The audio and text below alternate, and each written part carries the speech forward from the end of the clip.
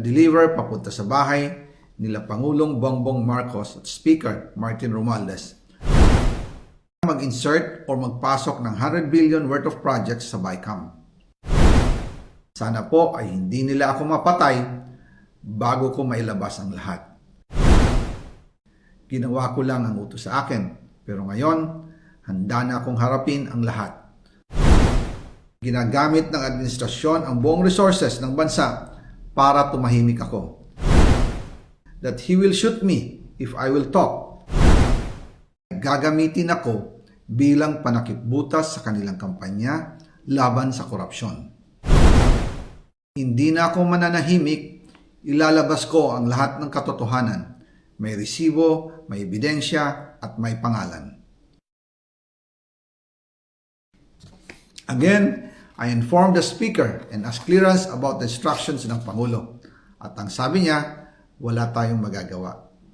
Kaya po nagtataka ako kung bakit sinasabi ni Pangulo na hindi niya makilala ang budget, samantalang lahat na binawas at dinagdag sa mga ahensya ng gobyerno ay humihingi ng approval sa kanya si Sec. Mina Pangandaman.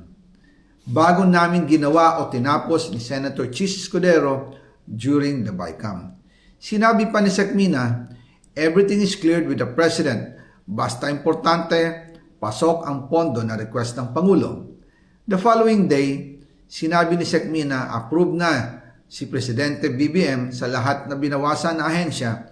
Masaya na ang Pangulo dahil naipasok ang gusto niyang 100 billion insertion.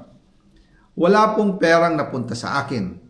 Lahat po ng insertion napunta sa ating Pangulo at Speaker Martin Romualdez. Ako lang at ang aking mga tao, sila Paul Estrada, Mark Tiksay, at ang aking mga security ang nag-deliver papunta sa bahay nila Pangulong Bongbong Marcos at Speaker Martin Romualdez sa North Forbes Park, South Forbes Park hanggang sa Malacanang. Yung mga deliveries po ay merong record ang aking mga tao. Totoo po yung sinasabi ni Orly Gutesa na nag-deliver siya sa Forbes Park. Totoo din po ang sinasabi ni Orly Gutesa na nag-deliver siya sa Malacanang nung siya ay nasa Senado. Para mapatunayan ang mga litrato na deliveries ay ilalabas ko po together with this video.